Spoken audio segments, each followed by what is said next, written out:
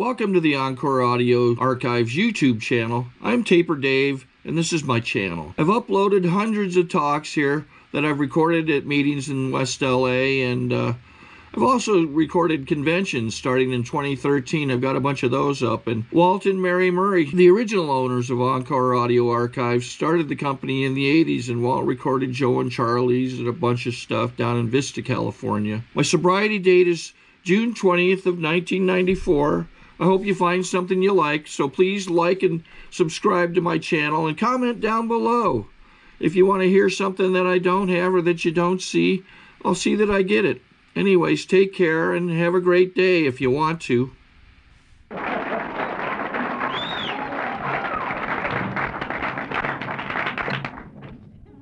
Good evening. I'm Sam, an alcoholic and a drug addict. I have a list of 23 words I can't use. Would you like to hear them?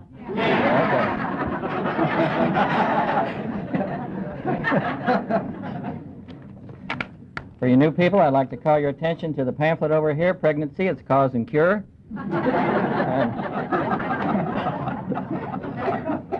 And for your old-timers, there's one over there called As Clancy Sees What Bill Thought He Saw.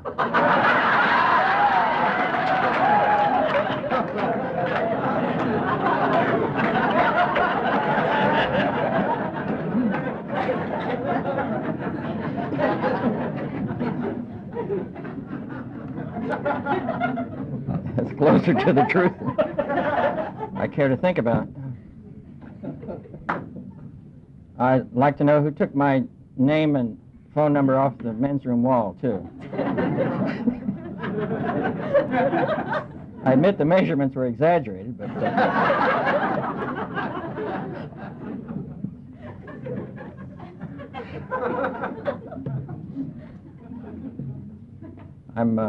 I'm in a pretty good mood tonight. Are you guys in a good mood? It's all right? Yeah. Well, I get in a bad mood once in a while. Don't you guys get in a bad mood once in a while? Oh, Christ, yes. I came out of the womb like this.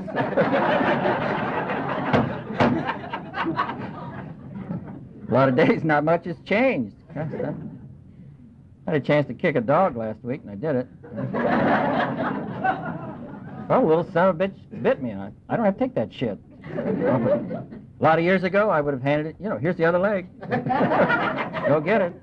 I'm such a rotten son of a bitch. That's what I felt like all my life. I was a rotten, obnoxious kid. I got into a lot of trouble. My Aunt Bessie would give me a quarter if I'd say fuck in the grocery store and embarrass my mother.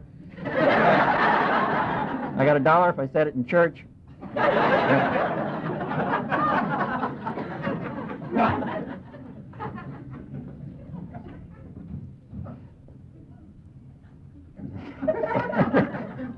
Sign his card, please.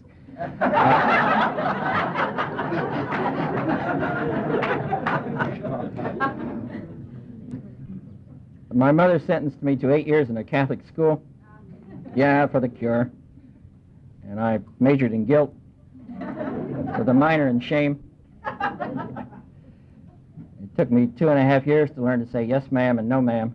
I finally did. I taught the nuns a lot of new words. They taught me about staying every night after school. And then I became the opposite of what I knew deep inside me I really was. I became an altar boy. I sang in the choir.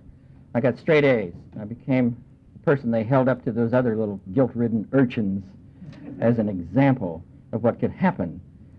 And I tried to explain to those kids who were my friends that I just did that to get them off my ass, not for any other reason. I mean, no big deal. I wasn't going to try and be good. I knew better than that. My Aunt Bessie had warned me. Said, you're just like your father, so you might as well grow up and be a son of a bitch just like him, because that's what you're going to be. And sure enough, that's what happened. When I was about 25 years old, I was staggering down the street and ran into Aunt Bessie, and she said to me, you are the grand finale of son of a bitches in this family. So, kind of overshot the field a little. I didn't drink until late in life because I didn't want to end up like my asshole relatives. But however, I got out of the Catholic school and I went straight to reform school. Well, I couldn't tell them apart. The discipline was the same.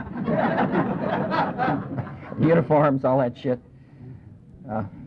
I went through puberty in about 20 minutes, and I was a horny little kid loose on the streets with nothing but a hard-on and a bad attitude. Had no place to put either one. I was exactly the same years later when I came to Alcoholics Anonymous. That's all I brought here. I don't know what you guys brought here, but that's all I brought was a hard-on and a bad attitude. There wasn't anything else left. I'd spent it all twice. Well, my higher power hit bottom 2 years before I did. I'm a victim of my own stubbornness, the same as the rest of you. Christ, that's our major attribute. It was my forte, certainly, to get through life. Stubbornness.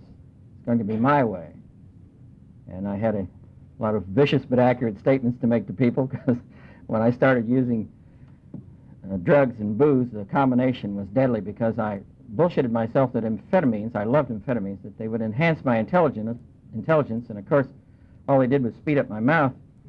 And I had an amphetamine mouth and a Demerol brain, and that'll get you in a lot of trouble. That's what happened. I started drinking and using when I was about 21 years old, and by the time I was 22, I was hooked on everything I'd tried and was looking for a lot of new shit. I'm not one of these people who specializes. I don't identify with them. And I hear about real alcoholics. I don't know what the hell that is, or pure alcoholics. I think that day is gone. And I don't think we have to worry about drug addicts coming in here and corrupting Alcoholics Anonymous, as I heard. Well, that's what that fucking guru up the street says.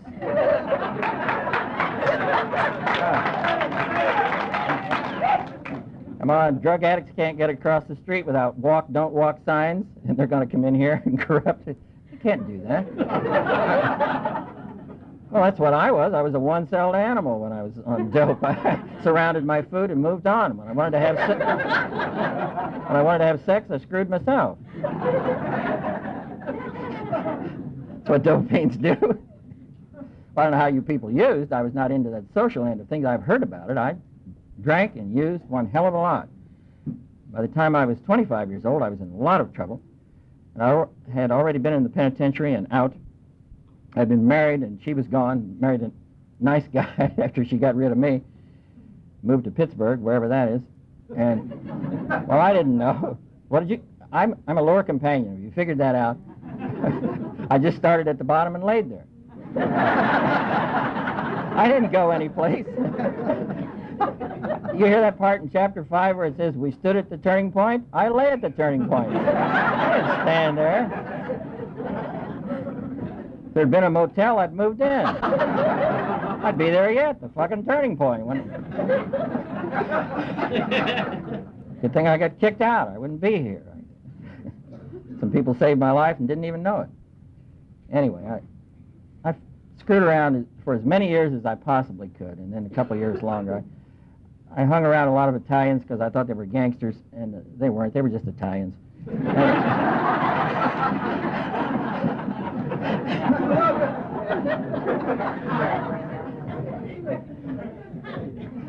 Well, a guy named Frank Costello was one of my heroes, and I watched him on television. And they didn't even get Frank's name for 5 days. I thought, that's my kind of dude. He don't tell him shit, man. He would have pictures, deny it. And finally, at the end of that time, they told Mr. Costello, we hold you in contempt of this court, and your bail is $65,000. And he stood up, pulled the money out of his pocket, and he said, where do I pay? That's my kind of dude. They held up Abe Lincoln and George Washington and people like that to me in school. I thought, who the hell needs that? George Washington snitched on himself. That ain't too bright. Fuck him.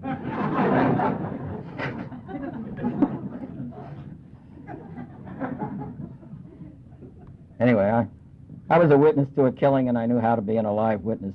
I had a 500-mile-long umbilical cord, and I followed it home to Mama, and there she was, and she'd been to Al-Anon. She had those little beady eyes and that smile.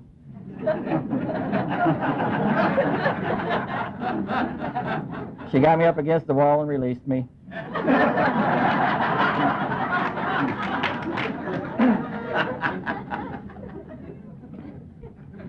While I was at home, she allowed me 10 days there. Then I had to get my ass out. My brother came to visit, and he was running from the cops and others, and One morning, he and I were puking together. He said to me, if our luck holds out, we'll be dead by noon. Now, that's how I did it. That's the way I existed. I didn't live. I didn't know what living was. I was an aging animal. I had the attention span of a fly. I was just all over the damn place. People tried to help me, and I ran them off. I said, mind your own goddamn business. Let me alone. I never felt better in my life. I said that to a dude who came to my house and tried to get me out of there, to get me into some kind of a hospital or something. And I said, you mind your own goddamn business. This has been the best year of my life. And at the time, I was lying on the floor with wet pants, and I couldn't move. But I didn't tell him that. This was where I wanted to... See, the mouth was going. The mouth was always going. I had what I used to call vodka polio. But the mouth was going. See, the amphetamines had taken care of that, I thought. But it was also mixed up, so screwed up. I moved to Venice, California, and I moved into what... I asked a bartender there, I said, what's the worst place in town to live in? And he told me a place across the street, and he said, I don't even go in there in the daytime. And I said, okay. And I went over and rented a place. And I lived next door to a manic, depressive, suicidal girl that I fell in love with.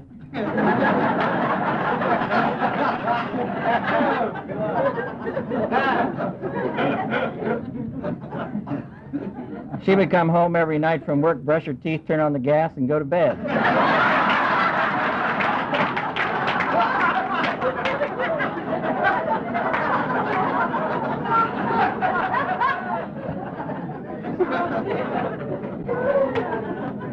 So it was natural for us to fall in love. And,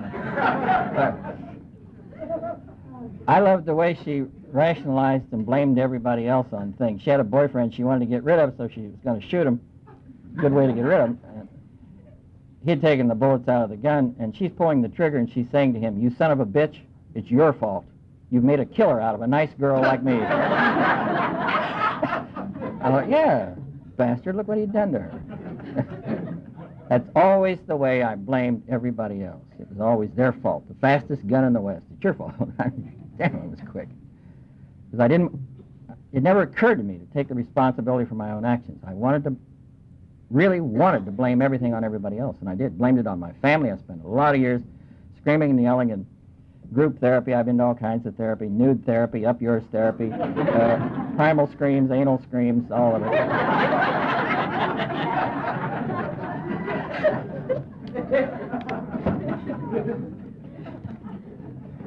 Anything but work the steps.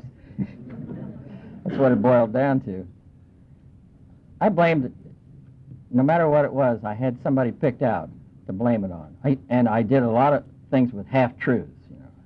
I got written up in a couple of medical journals because of my past history, my childhood, and I liked that. I used to sit around in therapy and complain about, I got molested when I was a kid. And the truth of the thing is, it was nothing but the paper boy, and he'd copped a feel. And I got molested, you know. What I never wanted to admit was that I was out there the very next Saturday looking for him.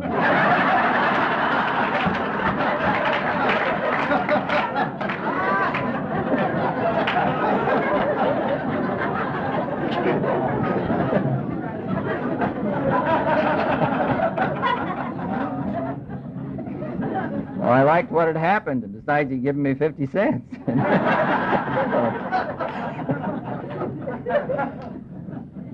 I was a hustler and didn't even know it.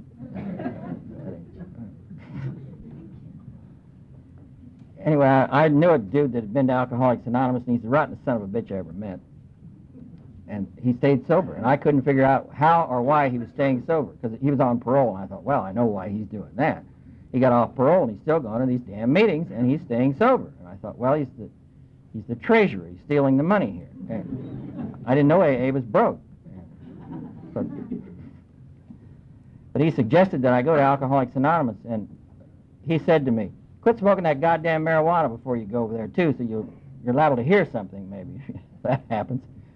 So I quit everything, and I've stuck needles every place, and I smoked everything I could get my hands on. I took pills. I have no idea what they were. I fell in love with some big yellow pills one time. Somebody told me they had opium in them, and I loved them. I went to get some more, and he said, "Oh, I forgot to tell you, I got them from a vet. They're for horses." But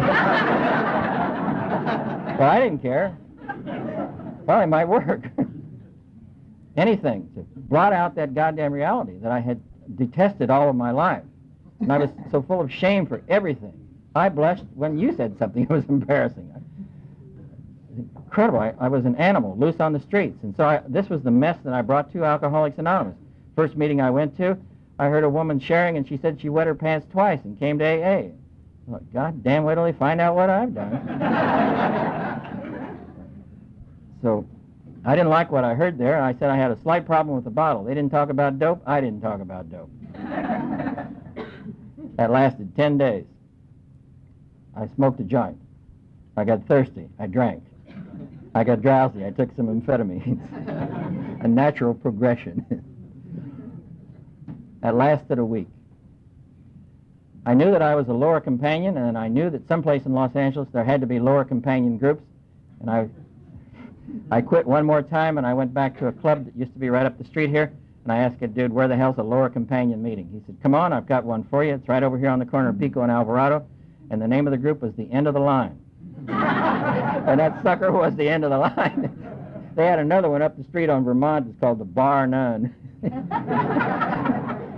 They had a sign up on the wall. Instead of we care, it said, we give a fuck.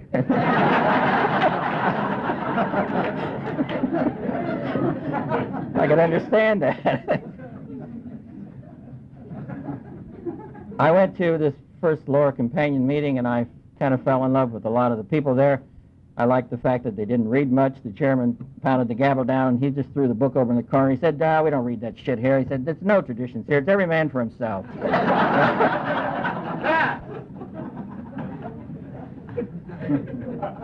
About 10 minutes into the meeting, through the side door came three dykes. And I'm glad this is a group where I don't have to use slides or anything.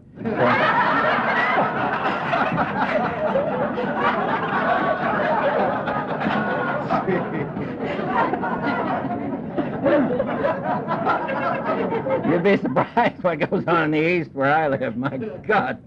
Oh. Anyway. As they came through the door, the drunken one dropped her purse, and out fell a gun, a bottle, and a dildo.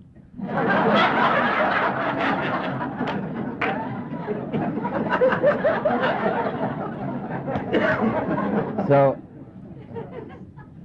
the two sober ones got to fighting over the contents of the purse. The chairman kicked her ass out the door, left the drinking one there, and she sobered up, and she's still sober today, and she says that she is sober today because she was made welcome at that group. I'm a firm believer in that, because there's enough shit in this world, and it ain't all caused by Al-Anons either. We do a little bit. We do our share. Well, some people come here, tries to get their virginity back, platinum ovaries, everything.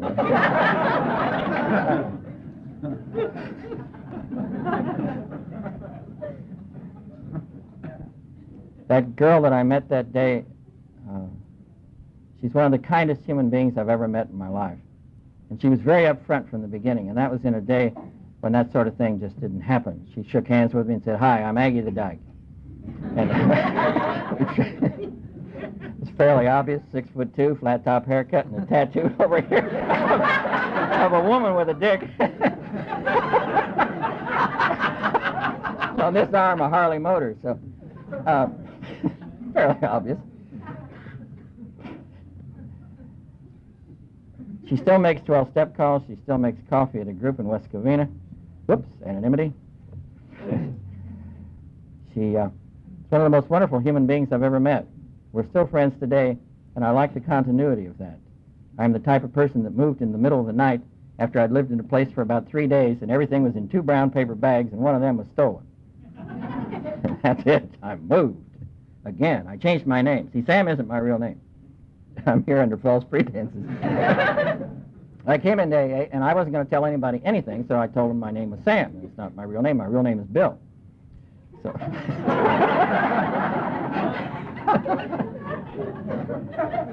And after I'd been sober a few weeks, I got honest and told him it's too late. I'm stuck with it. I got the rest of the nickname over here in Santa Monica. I was in a meeting, and I was sober about 6 weeks, and I pulled the Serenity prayer off the wall. I ripped it up, and I stomped on it.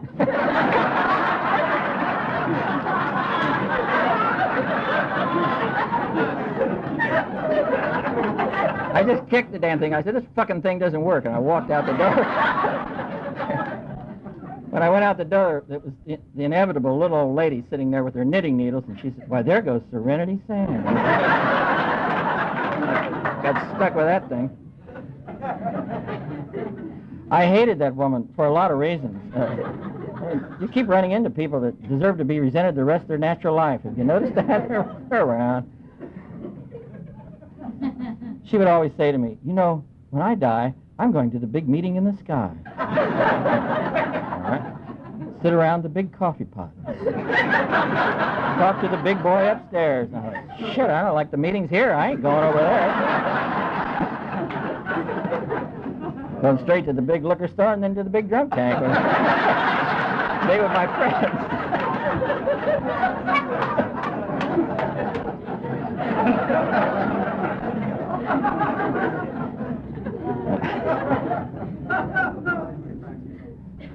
I was lucky enough to run into a sponsor that had, well, I asked him to be my sponsor for other reasons. And what it later turned out to be, I asked him because I thought he was dumb. And he had money. And I was, well, I'm very sharp. You understand, I'm going to manipulate this old fool out of some of this money. First day I met him, he says, welcome to Alcoholics Anonymous. I knew he wasn't too bright. I saw him the next day. He says, how's your sobriety?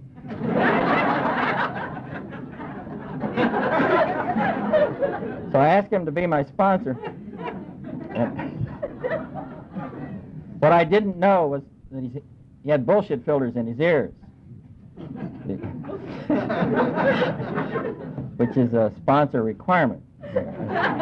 Because, you know, as long as these treatment centers continue to excrete all these newcomers out, I mean, we're going to need sponsors with bullshit filters. Because very anal tonight. What is this? Born again anal reteners. That's why.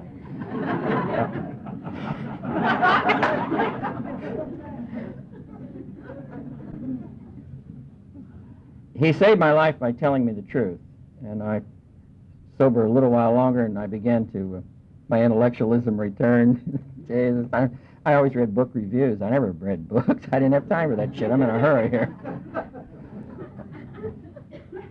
So I decided that the big book was badly written, and I was certainly willing to help with the rewrite. And so we rewrote the Serenity Prayer to God grant me the courage to change the things that I cannot accept, which sounded better to me.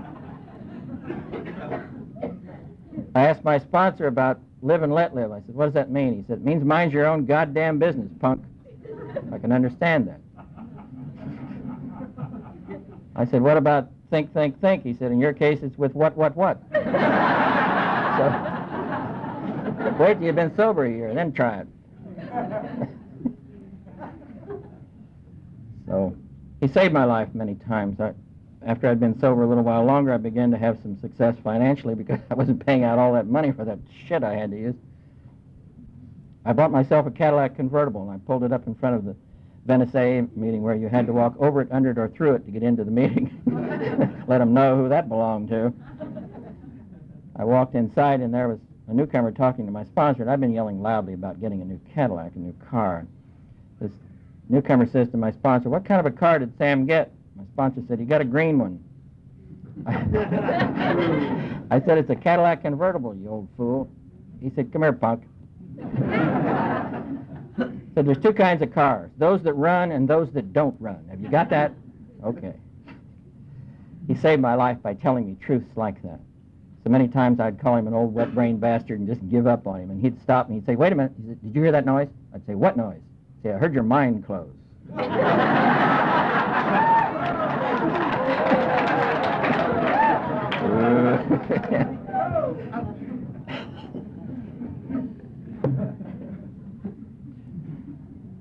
I continued to stay sober, and I worked the steps because I was afraid not to.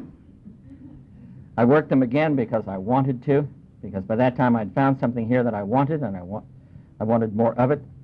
And there have been rough times, there have been fun times, there's been all kinds of times. And I don't trust people that say, it gets better and it gets better and it gets better. Bullshit. What happens is it gets different. On some days it is a mother, and this is all I get done. Some days all I do is get by. I survive. I don't drink and I don't use no matter what. I have sense enough to know that. I was afraid of looking bad in front of somebody else. I was afraid somebody would think there was something wrong with my program if I didn't stand by the coffee pot and look good. Always working on the facade. I spent several years in a depression that I didn't talk about to hardly anybody. It became a suicidal depression. I came home one evening from one of the more spiritual groups up the street here. I left the car running. I was determined I was going to kill myself. And I went in the house and did the dishes and wrote 3 suicide notes. They'd become elaborate by that time. I went back out, laid down in the back seat of the car, discovered I had to go to the can, and I'm not going to be found with wet pants. I got up and went in the house, and while I'm in there, the phone rings. I'm nosy on my deathbed. I answered the phone, and it was some dumb newcomer in a depression.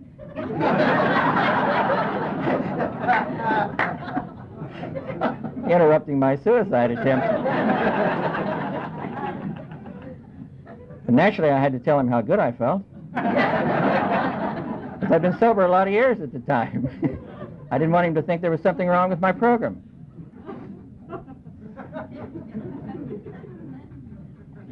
I didn't know that that was part of the program, was living. I always wanted to smile and look good and live up to that nickname, Serenity Sam. Yes, nothing disturbs that one. I wanted that for a while. I thought I had it. Well, I knew I did. Deep inside, I didn't know. But I wanted you to think that I was well-adjusted. Crap like that.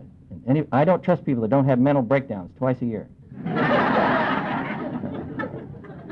Well, I think you should do it in front of us. No, we need that. We really need that. A room full of nodding heads, as they have up the road here, is a very dangerous thing. It is. Who in the hell wants to live like that? Be an individual. Be yourself. Be your own guru, whatever the hell that is. We learn from each other here, but nobody's ahead of anybody else. Sometimes when I hear some of those assholes over there,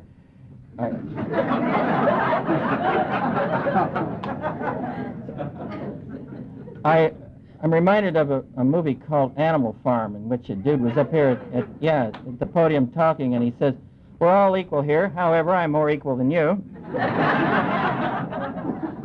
Oh, we're in this together.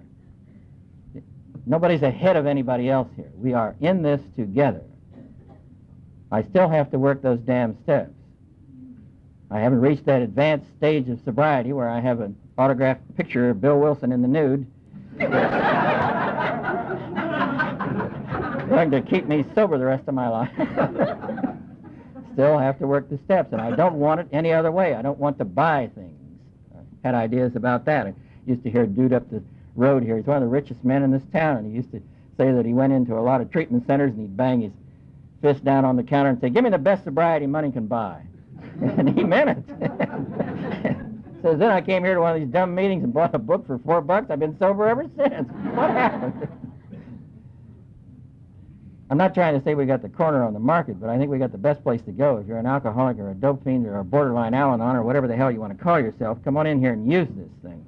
It is to be used in your own life, not for somebody else's benefit. That may happen on down the road if you learn to pass this on. And there is no greater experience that I've ever had in my life than to watch some newcomer come in here, and I know he's been in that same gutter that I've been in. He's done those same shitty fucking things. A few weeks later, he's beginning to look like a human being and even act like one. And you know that they're on their way to finding something. Not everybody stays here with it. God, I know people. I was here 2 years ago, and I just got off the plane and went over to see a friend of mine. He was ramming a needle in his arm, and he said, "Well, I'll clean up and I'll be at this meeting. I'll meet you there." And I met his wife there, and he was in the hospital again. And while she and I were at the meeting, he took a cab out of the hospital and went to a motel and killed himself. But he was old. He's 34. Over the hill.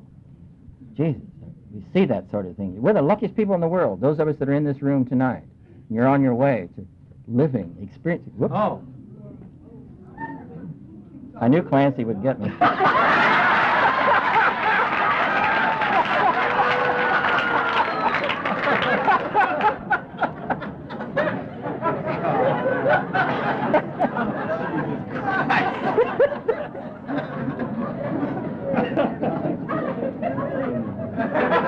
I meant a lot of things in fun that I've said about him some years ago. I mean, nice guy, what the hell? Stay sober. I just said I got a Clancy doll for Christmas. You wind it up and tries to fuck you. He got upset about that.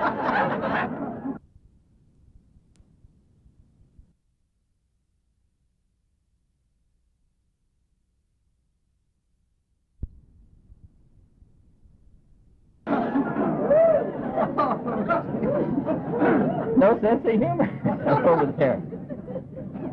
If you don't have a sense of humor, get one. If you've got one, maintain it. Nurture it. I'm the type that likes to nurture hate and resentment and murderous impulses while I'm in the grocery store even. I got in a line up here a couple of years ago. I'd just come out of a meeting, and in those days I was a borderline spiritual giant.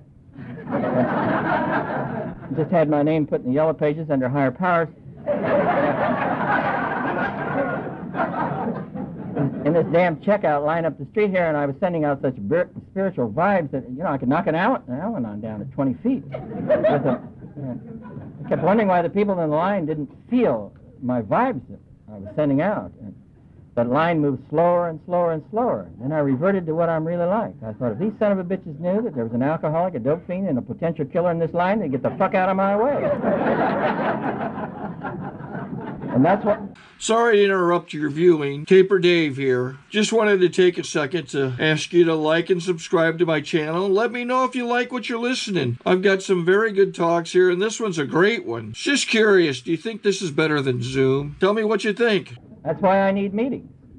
I need to keep coming back to these meetings, because that seems to go away. It drifts off. Something happens to it. I'm not very good at retaining. Sobriety is not a cruise. You can't stack it up. Oh, I've got a lot of years, so what? I still go to meetings. Hell, January the 11th, I was sober 34 years. That's a hell of a long time in the life.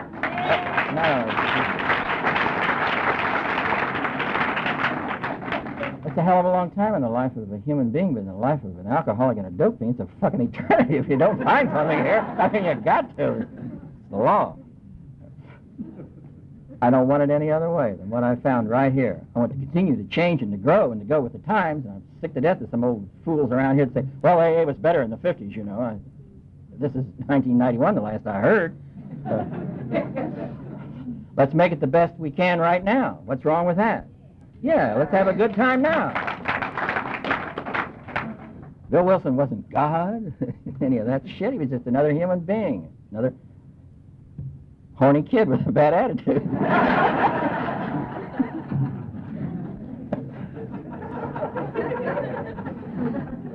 Come on in here and use this thing, and let's have some fun along the way. Let's enjoy ourselves. Again, we're the luckiest people in the world, those of us that are in this room tonight. I know some of you aren't here. That's all right. My God, please, be up the street if you want to. Do whatever you want to do. But those of us with some experience around here pretty much say the same thing. Work the steps. Go to meetings. Pass it on. Do something. A guy came up to me tonight and was telling me about a dude that I know that's got, 8,000 years of sobriety. And this guy walked into a meeting, and here was this old dude still making coffee at the damn meeting. Why not? Hell, just get out there and do it. I spent a period in my life when I didn't shake hands with newcomers. I stood back. You came to me. It almost killed me. Now I go looking for him. I got to find him. I need a seeing eye newcomer to get to meetings. A lot of nights, that's the way it is. I think, all of it. Burn the big book. Screw Bill Wilson. I hated him anyway. But I let those thoughts run through my mind. I used to deny that I had them. If you have them, please have them. Get them out of your system. So what? It means you're a human being. And that's what we can learn to be if you've never been one. That's the only quarrel I have with the program is the second step. You can't be restored to nothing you ain't never had. So, but you can take your basic training in it right here. So come on in and do that. And join us on the murky road. There's room for everybody in here. I don't care who the hell you are. You're welcome. My God, when I came here, I used to brag about all the different lives I'd lived, and I was a practicing schizophrenic, and could have posed for a group picture by myself. And,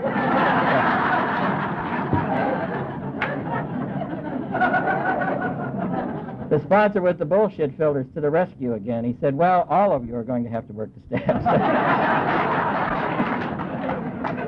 So I got integrated. It's been a hell of a trip, and it is for anybody. If you participate in it, I want to participate in my life. I sat back with binoculars for a long time. I watched everybody else do the things that I wanted to do. Get out there and do it. If you're wondering when to work the steps, it's now. Don't worry about overshooting the field and becoming a first AA saint. Work the steps. Live, experience, feel, do things. If you're wondering about relationships, get into one. Do it right now. Don't waste any time. Hell, I plan to sin on the way home if things work out. I'm a sinner. Got rid of my old ideas of sin. I got rid of my old ideas of God. Today they're still continuing to develop. Mine are very simple. They're not that elaborate mess that they used to be that was so much weight dragging behind me. I just believe in a power that created this universe, and I say help. That's my only prayer. But any kind of a higher power knows what the hell I need anyway. So, well, my prayers for years consisted of plea bargaining and deals. When I was loaded, I joined an Oriental church over in Venice, ate a lot of rice, took my clothes off, contemplated my navel, and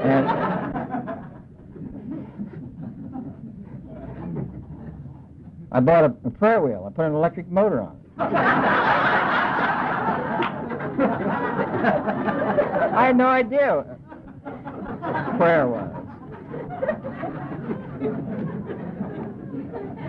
So come on in here and use this thing. Make your mistakes. Let us see them. Because that's part of the fun of meetings. Christ, I went to a Thorazine group a couple of years ago up the street here. And they asked a dude to read chapter 5, and it took him 25 minutes. Real bad case of the slows. And he got to the part where it says we are not saints, and he read it, we are now saints. He stopped and looked around. He said, isn't that wonderful? Well, see, if I'd stayed home, I'd have missed that. So I go to a lot of meetings. I'm nosy. That's part of it on a lot of nights. I don't want to miss anything. I want to be there when something is happening. And a lot of nights there's fun in the room. There's an excitement. To me, that's a spiritual feeling that's there. As a group, you know, we've put this together. It's not one individual. If you think one individual's got it, we're in a lot of trouble. That's up the street, too. Some of that shit. This is a we type of thing right here. Because I got very spiritual one time in my life, and my sponsor said, if you get any closer to God, you're going to rip him off.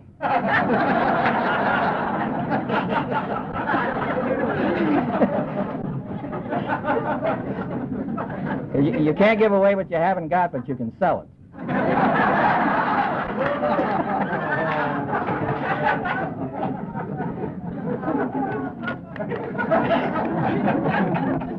Well, I've got a lot more vicious but accurate statements to make, but fortunately we run out of time.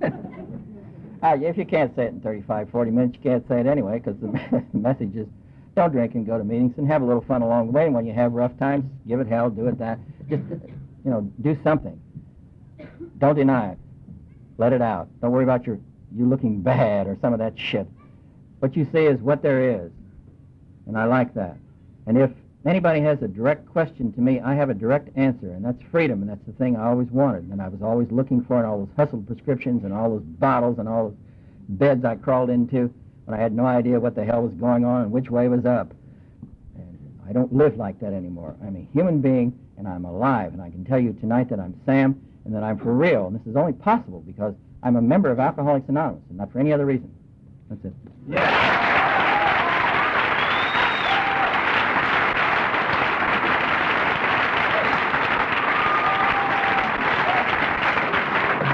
I think we got a great talk going on here. Thanks for watching the channel. Taper Dave here.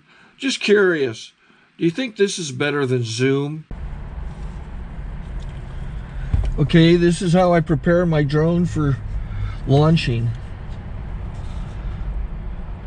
I like to do it inside the cab of my truck so I'm not standing outside in the weather. To install the joysticks for control, up and down, right and left, powered on. I have an Android phone that I use to connect it to the drone with. And it's actually controlled through the iPhone, through an app. Oops, wrong way. It's actually controlled through the iPhone, or through this Android phone, through the app. It's actually controlled through the Android phone, through an app, and you connect it through this short connection right here.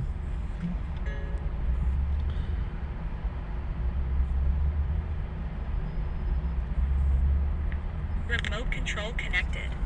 Remote control's connected. So I pull out the drone. I have to extend the legs. Long legs extended first, then the short legs. Remove the gimbal protector. Set that aside, then power it on one short burst and one long burst. I lay it down. So I have to go to calibrate. So the drone's not connected yet. It shows you here as this drone gets disconnected, even though the remote's powered on. So the drone has to establish it's connected. So I go into the app to calibration mode. First I'll calibrate the remote controller. Start calibration. Out, in, oop, out, in, up, down, and then this little wheel is to control the gimbal. So it's calibrated. Go to gimbal calibration, start calibration, and then it calibrates the gimbal. I don't know if that shows up. The gimbal's moving all over the place. Changes, you can see it on the video. And I'm calibrated to take off. It's acquired 7 satellites at the moment. There are 26 satellites up in the sky, which it has to acquire before you can take off. So it's connected. It's got enough satellites. This is white. I can go to press this little arrow button, swipe right to take off, and it would start the motors if I slid this to the right, but I'll wait till I get outside. Don't want to do it inside.